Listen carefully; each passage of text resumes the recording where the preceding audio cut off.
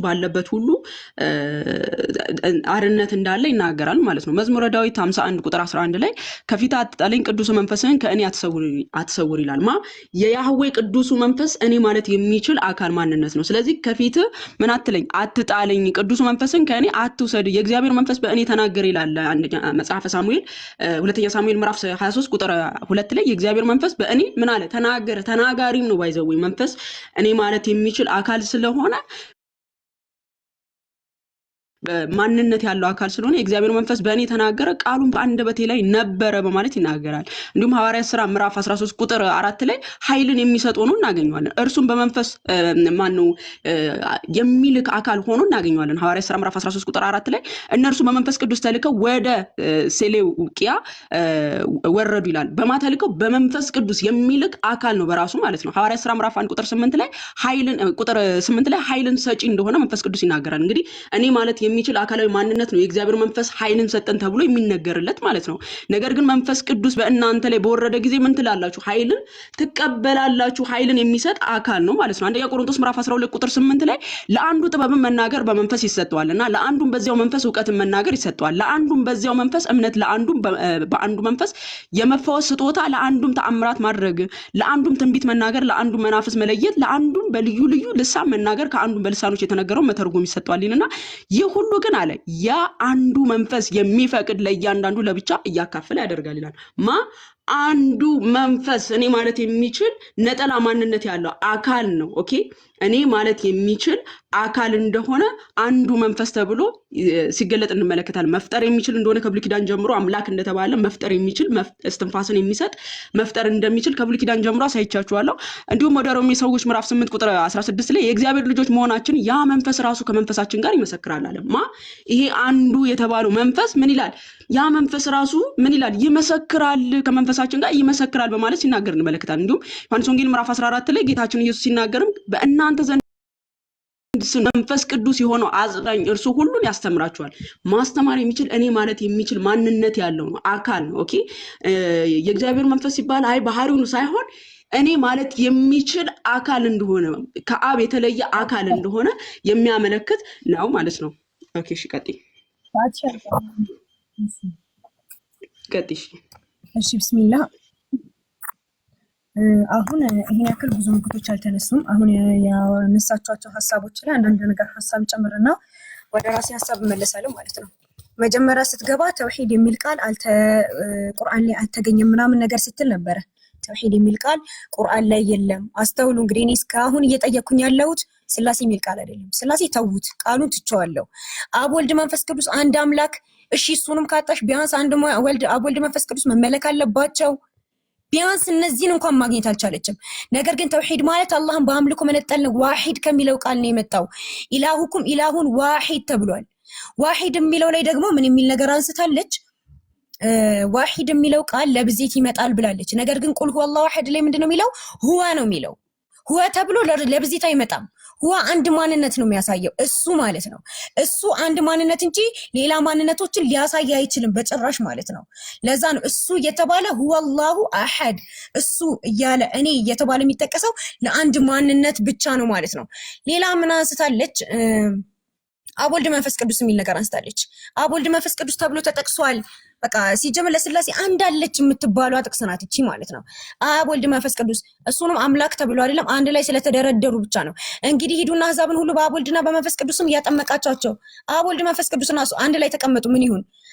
አንደኛ ጢሞቴዎስ ምዕራፍ 5 ቁጥር 21 ላይ አንድን እንኳን በአድሎ ባትሳታደርግ እነዚህን የዓለምን ዘንበል እንድትጠብቅ በእግዚአብሔርና በጌታ በኢየሱስ ክርስቶስ በተመረጡትም መላእክት ፊት እመክርሃለሁ ይላል። ማን? እግዚአብሔር ኢየሱስ ክርስቶስ መላእክት። እንግዲህ መላእክትን ልናመልክ ነው፣ ስላሴ ልናደርጋቸው ነው አንድ ላይ በመቀመጥ ከሆነ። እንደዛም ሆኖ ግን ይሄ ጥቅሱ በራሱ የተጨመረ ነው። እንደዛም ሆኖ የማያስኬድ ሆኖ ራሱ የተጨመረ ነው። ኢንዛት ኬዝ ይላል ይሄው እዚች ጋር the doctrine of baptism የጥምቀት ዶክትሪን ላይ in that case the baptismal command in the form that is the given ማቴዎስ 28:19 ያለው cannot be the historical origin of Christian baptism ትክክለኛ ኦሪጂናል የሆነ የሂስቶሪካል ኦሪጂኑ ላይ የክርስቲያን ጥምቀት ላይ የሌለ ነገር ነው ተብሎ ይሄው እዚች ጋር ማየት እንችላለን። the Encyclopedia of Britannica ማየት እንችላለን። የሌለ ነገር ነው ተብሎ ተቀምጧል ማለት ነው። ሌላ ያነሳቸው ሐሳብ ምንድነው? መንፈስ ፈጥሯል ምናምን ነገር ስትል ነበረ። መንፈስ እንደፈጠረ ምናምን። እሺ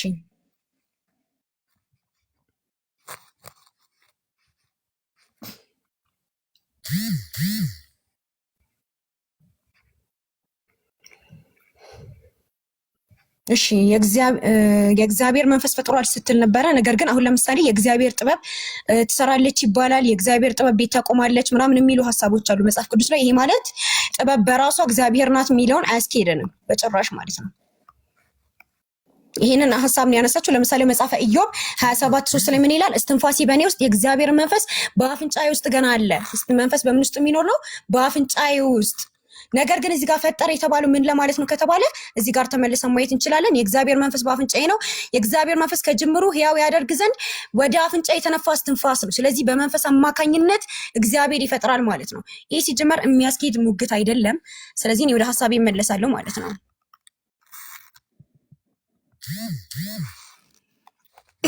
ወደ ሐሳቤ እመለስና የቸርች ፋዘሮች አሁን የዛሬው ውይይታችን ከአባቶችም ጭምር ነውና የቸርች ፋዘሮች ስላሴን በምን መንገድ ተረዱት የሚለው እናያለን። እንግዲህ እስካሁን ልናገኝ አልቻለም። መጽሐፍ ቅዱስም ከነብያትም ከምንም ነገር ልናገኝ አልቻለም። ስለዚህ አሁን ወደ ምን እንሄዳለን? ወደ ቸርች ፋዘሮች። ቅዱስ ዮስጢኖስ ጀስቲን ማርቲን ዲያሎግ ዊዝ ትራይፎ በሚባል መጽሐፉ ላይ ምን ብሏል? For God alone is ubiquitous and incorruptible and therefore is God, but all other things after him are created and corruptible ብሎ አስቀምጦታል። አንዱ አምላክ ብቻ ነው ያልተወለደውና የማይበሰብሰው፣ በዚህ ምክንያት እርሱ አምላክ ነው። ከዚያ ውጭ ያሉት ሁሉም የተፈጠሩና የሚበሰብሱ ናቸው። ስለዚህ ወልድ ምንድነው? የተፈጠረና የሚበሰብስ ነው ብሎ ማን አስቀምጧል ማለት ነው? ጀስቲን አስቀምጧል ማለት ነው። ሌላ ምን ብሏል? እኛ የተሰቀለውን ሰው ኢየሱስን ከዚያ ከማይሞተው ዘላለማዊ አምላክ ቀጥሎ ለእርሱ ሁለተኛ ደረጃ እንሰጠዋለን ብሏል። ስለዚህ አሁን እነ ማማዬ እንደሚያምኑት እኩል ደረጃ አላቸው ብሎ ጀስቲን አያምንም ማለት ነው። አርጌንዝ አሌክሳንድሪያ ኦሪጋን ብንመለከት ምን ብሎ አስቀምጧል? ኤንድ ኦልሶ ዊ ሜይ ኮል ሂም ኤ ሰከንድ ጋድ ብሎ አስቀምጧል።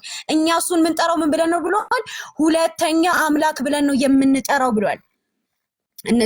ዛሬ ክርስቲያኖች እንደሚያምኑት እኩል አድርጎ አይቆጥሩትም ማለት ነው። አሁንም ሌላ ማየት እንችላለን። ኦሪገን ከተናገራቸው ንግግሮች ውስጥ we should not pray to anyone begotten, not given to the Christ himself, but only to the God in the Father of all, to whom even our Savior himself prayed, as we have explained, and to whom he taught us to pray.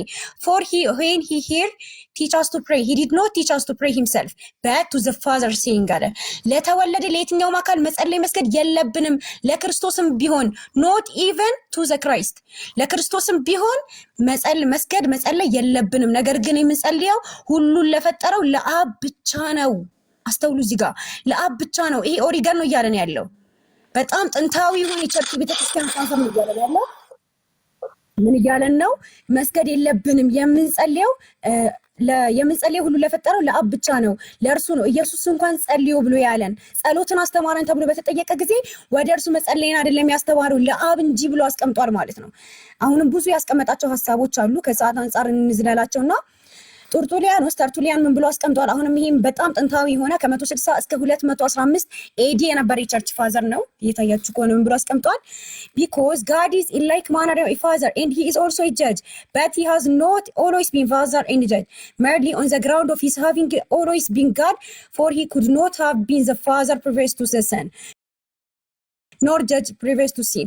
There was, however, a time when neither sin existed with him nor son ብሎ አስቀምጧል። ምን ብሎ አስቀምጧል? እርሱ አብ ዘንድ ኃጢአትም ሆነ ወልድ ያልነበረበት ጊዜ ነበረ። ስለዚህ ወልድ ምን ያልነበረበት ጊዜ ነበረ? ወልድ ኤግዚስት ያላደረገበት ወይም ደግሞ ቅድመ ህልውና ያልነበረው ጊዜ ነበረ ብሎ አስቀምጧል። ማን ነው ይሄንን ነገር እያለን ያለው? ተርቱሊያን ከ160 እስከ 215 ኤዲ የነበረ የቸርች ፋዘር ነው ማለት ነው። ሌላም ብናይ ኢራኒያስን ብናይ ከመቶ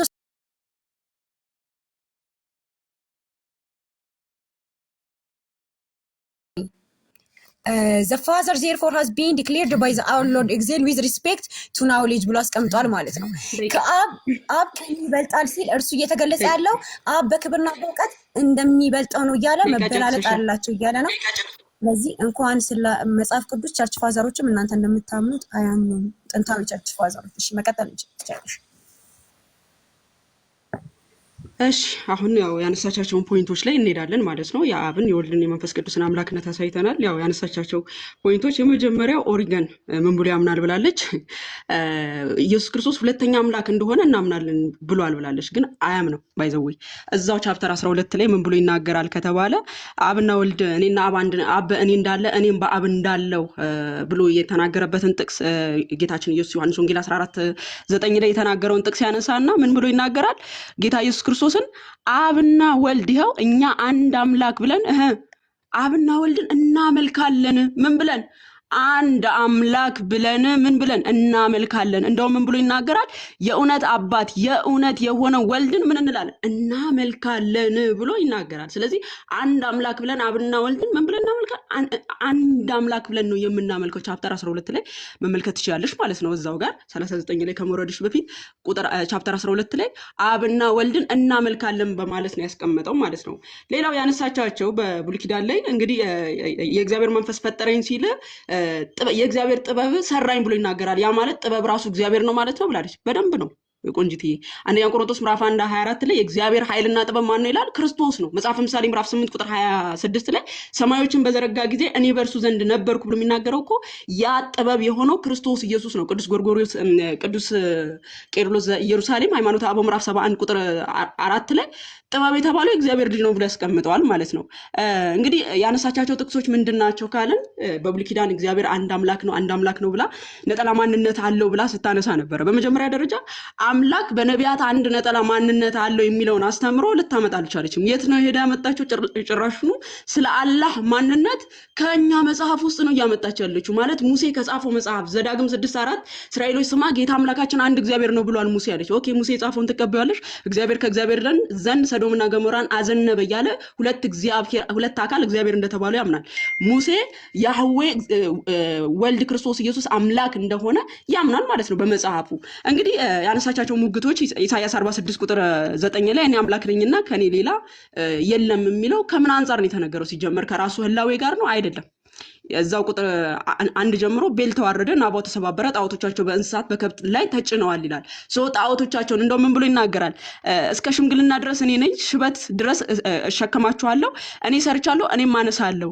በማን ትመስሉኛላችሁ? ከማንስ ጋር ታስተካክሉኛላችሁ? ወርቁን ከኮረጀ የሚያፈሱ ብሩን ከሚዛን የሚመዝኑ እርሱ አንጥረኛውን ይቀጥራሉ፣ እርሱም አምላክ አድርጎ ይሰራዋል። ከዚያስ ያመልኩታል፣ ይጸልዩለታል፣ አይሰማቸውም። ግን እኔ እውነተኛ አምላክ ነኝ እያለ ስለራሱ ከምድር ላይ ካሉ ጣዖታት አንፃር ራሱን ለይቶ እየነገራቸው እንጂ ከራሱ ከወልድና ከመንፈስ ቅዱስ ጋር እያነጻጸረ አይደለም። ሲጀመር አብ ነው ተናጋሪው ብልሽ እንኳን ይሄን እየተናገረ ያለው በልጁ በኩል ነው። ዮሐንስ ወንጌል ምዕራፍ 14 ቁጥር 9 ላይ ጌታ ኢየሱስ እኔ በአብ እንዳለው አብን በእኔ እንዳለ እመኑ ብሏል። ስለዚህ አብ ተናጋሪ ሲሆን እንኳን የሚናገረው በልጁ በኩል ነው። የኩነት ትምህርት ምናልባት ካልተረዳሽ ኩነት የወልድ ኪውንነት የአብና የመንፈስ ቅዱስ ቃልነት ነው። ስለዚህ ሲናገር በልጁ በኩል ነው። ልጁ ከሱ ተለይቶ አይደለም ማለት ነው። ስለዚህ ከምን አንፃር ነው ከኔ ሌላ ማንም የለም እያለ ያለው?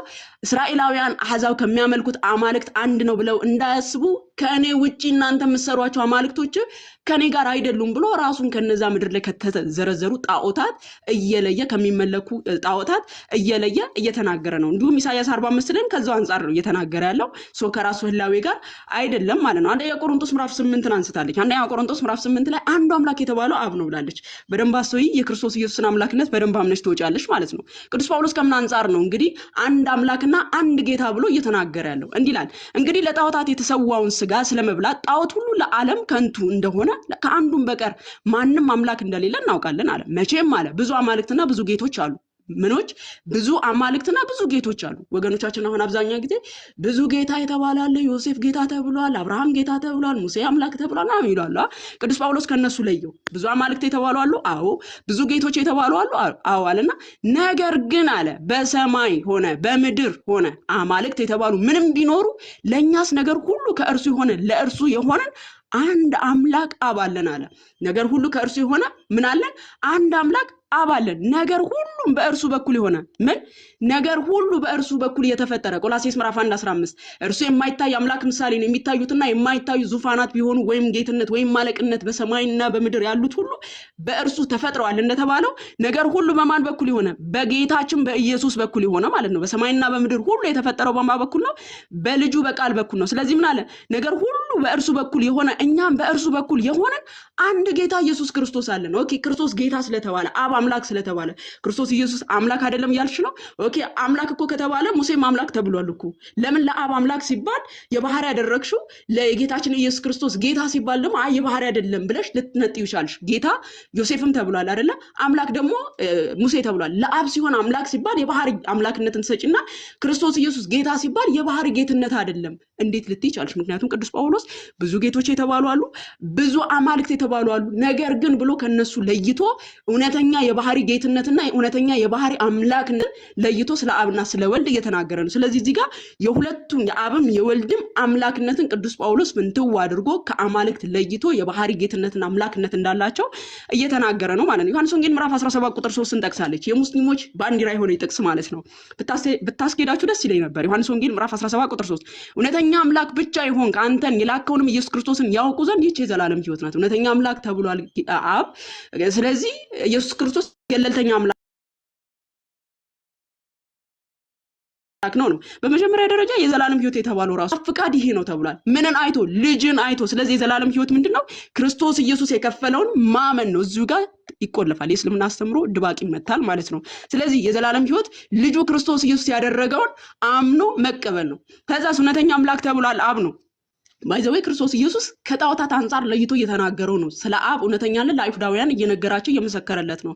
ልክ ወልድ ስለ አብ እንደመሰከረው ሁሉ አብም ደግሞ ስለ ልጁ ይመሰክራል። ዕብራውያን ምዕራፍ 1 ቁጥር 8 ስለ ልጁ ግን አለ አብ ስለ ልጁ ግን አምላክ ሆይ ዙፋንስ ከዘላለም ድረስ ይኖራል። የመንግስት በትር የቅንነት በትር ነው። ማን ይሄን የሚመሰክረው?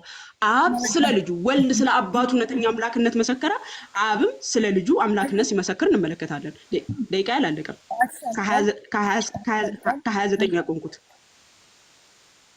ከ29 ያቆምኩት ቆንጂት አንድ ደቂቃ አለኝ። አታቋርጭኝ። እኔ እያየሁ ስለሆነ አንድ ደቂቃ አለኝ። ከ29 ከሆነ 6 ደቂቃ ነው። 77 ደቂቃ ነው። እሺ አዳምጪ። ወልድ ስለ አብ እንደመሰከረው ሁሉ አብም ስለ ልጁ ሲመሰክር እንመለከታለን። ይሁዳ መልእክት ምዕራፍ 1 ቁጥር 4 ላይ ልክ ብቸኛ ጌታ እንደተባለው አብ ክርስቶስ ኢየሱስም ሲባል እንመለከታለን። ከብዙ ጊዜ በፊት ለዚህ ፍርድ የተጻፉ አንዳንዶች ሰዎች ሾልከው ገብተዋልና ኃጢአተኞች ሆነው የአምላካችን ጸጋ በሴሰኝነት ይለውጣሉ። ንጉሳችንና ጌታችንን ብቻውን ያለው ኢየሱስ ክርስቶስን ይክዳሉ። ስለዚህ ብቻውን ተብሎ አብ ሲገለጥ እንመለከታለን። ቅድም ካያችኋት በአብ በወልድ በመንፈስ ቅዱስም እያጠመቃችሁ ደቀ መዛሙርት አድርጉ የሚለው ሶስት አካላት በአንድ ስለተጠቀሱ አምላክነታቸውን እንኳን አያሳይም ማለት። በመጀመሪያ ደረጃ የልጅነት ስልጣንን መስጠት አንድ ሶስቱ አካል ተቆርና ፈጣሪ ተጠቅሰው እንዲያደረጉ የሚባል ነገር አንመለከትም በመጽሐፍ ቅዱስ ላይ ማለት ነው። የልጅነት ስልጣንን እንዲያገኙ በአብ በወልድ በመንፈስ የአብን አምላክነት አይተናል፣ የወልድን አምላክነት አይተናል፣ የመንፈስ ቅዱስን አምላክነት አይተናል። እነዚህ ፈጣሪ ተብለው የተጠቀሱ መንፈስ ቅዱስ መፍጠር የሚችል ነው፣ አብ መፍጠር የሚችል ነው፣ ወልድ መፍጠር የሚችል ነው ተብለው እነዚህ በመለኮት የተካከሉ አካላት በሶስት ተገልጠው ቀጥሽ አቻልኩኝ። እሺ ጥያቄና መልስ ነው አይደለም? እኔ የመጀመሪያው ጥያቄና መልሱን እሺ የመጀመሪያው ጥያቄ በስላሴ ውስጥ ሄራርኪ ያለ ወይስ የለም? ልዩነት አይሰማም። ሄራርኪ ያለ ወይስ የለም? በስላሴ ውስጥ ሄራርኪ ያለ ወይስ የለም? የለም። ስላሴ አንድ በመለኮት አንድ በአካል ሶስት ብለን ነው የምናምነው። የስልጣን መበላለጥ በስላሴ ውስጥ አለ የለም? የለም። እሺ በስላሴ ውስጥ የስልጣን መበላለጥ አለ ብሎ የሚያምን ሰው መናፍቅ ነው አይደለም? አይደለም።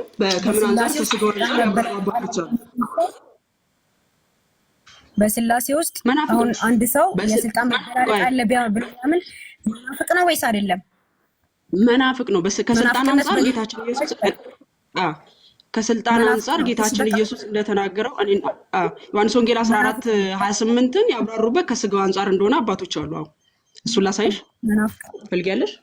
መናፍቅ ነው ብለሻል። እሺ መናፍቅ ነው ብለናለች በደንብ መናፍቅ ወገናችን። ነው። ከስልጣን አንጻር ስለዚህ አብ ከወልድ ይበልጣል የሚል ኦሪገን ከሆነ ዘአሌክሳንድሪያና እየሰማችሁ እንዴ? ኦሪገን ዘአሌክሳንድሪያና ጀስቲን ማርቲንም መናፍቅ ብላቸዋል የዛሬ ቀን ወገናችን። ምክንያቱም ምን ብለው አስቀምጠዋል? ዘ ሰን ሂ ስቴትስ አይልም። ኢዝ ቻፕተር ኢንፌሪየር ቱ ዘ 12 ፋዘር። ይኸው ቻፕተር 12 ላይ አብና ወልድ አንድ አምላክ ይኸው እኛ አንድ አምላክ አብ ወልድ እናመልካለን ብሎ ቻፕተር 12 ላይ ይኸው ዘ ሰን ሂ ስቴትስ እኔም ኢንፌሪየር ቱ ዘ እያሳየሁሽ ነው። ፋዘር ቻፕተር 12 ላይ እንዲህ ብሎ የስልጣን መተካከላቸውን ያምናል እሱ። ከማን ያነሰ ነው? አባቱ ያነሰ ነው ብሎ አስቀምጧል። እና ደግሞ መንፈስ ቅዱስም ደግሞ ዘ ሆሊ ስፒሪት ዊች ድዊልስ ኢን ኦል ሴንትስ ኢንፌሪየር ቱ ዘ ሰን ከልጁ ያንሳል መንፈስ ቅዱስ ብሎ አስቀምጧል። ሌላ the responsibility worship him having learned as the son of the true God himself holding him in the second place ሁለተኛ ቦታ ላይ እናስቀምጠዋለን ብሏል። ይሄው ጥያቄ እየጠየቅሽ ነው ቆንጆ ጥያቄ እየጠየቅሽ ነው። ይኸው እኔ ቻፕተር 12 አንድ ጥያቄ እየጠየቅሽ ነው፣ እያብራራሽ ነው። ደቂቃሽን እየበላሽ ነው ቆንጆ ደቂቃ እየበላሽ ነው አላለም። በመጀመሪያ ደረጃ ያለው ምንድን ነው? ቻፕተር 12 ላይ ቻፕተር 12 ላይ ይኸው መመልከት ትችላለሽ። እኔ እየሰማሽ እህታችን ተመልሶልኛል። በቃኝ ተመልሶልኛል። መናፍቅ ናቸው ብለሽኛል። ቻፕተር 12 ላይ አብና ወልድ አንድ አምላክ እንደሆነ በስልጣን እንደሚተካከሉ ያምናል። ሁለተኛ ጥያቄ ምስጢረ ሰማዕቱን አርጌዝ አሌክሳንድሪያ እና ሌሎች ቸርች ፋዘሮች ለኢየሱስ አናዛር ጋድ ወይም ደግሞ ሰከንድ ጋድ የሚል ተርሚኖሎጂ ይጠቀማሉ። ይህንን አንቺ ታምኛለሽ ወይስ አታምኚም? ቶሎ በይ ስትይ አሁን ምሳሌ የአብና የወልድ ሁለተኛ አምላክነት ነው ብለው ምስጢረ ሰማዕቱ ጀስቲን እና አርጌዝ አሌክሳንድሪያ ኦሪገን ሌሎች ቸርች ፋዘሮች ለኢየሱስ አናዘር ጋድ እና ሰከንድ ጋድ የሚል ተርሚኖሎጂ ይጠቀማሉ። ይሄንን ታምኛለሽ ወይ ትቀበያለሽ ወይ አትቀበይም? አላለም። ይሄው እያሳየሁሽ ነው ቆንጂት። አላለም። በመጀመሪያ ቻፕተር 12 ላይ እሱ በግልጽ ይሄን ማን ያለው? ይሄው ኦልዞ ዊ ሜክ ኮል ሂም ሰከንድ ሚውት አድርጊ ላሳይሽ። ራሱ ኦሪገን ምን ብሎ ይናገራል? ቻፕተር 12 ላይ አንዴ ሚውት አድርጊና ላሳይሽ።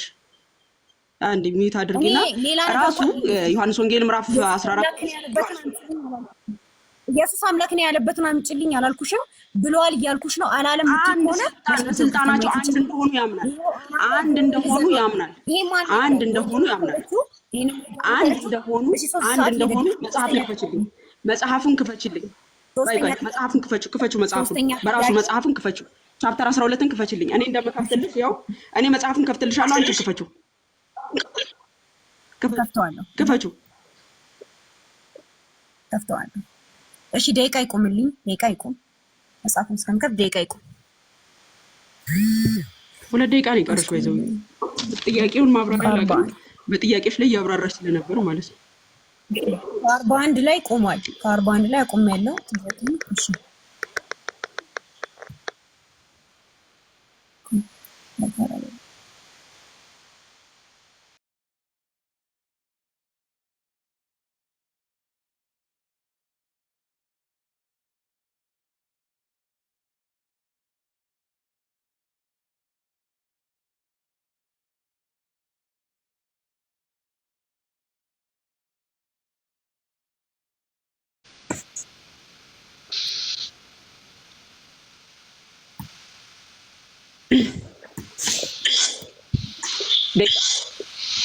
ደቂቃሽን ተጠቀሚ።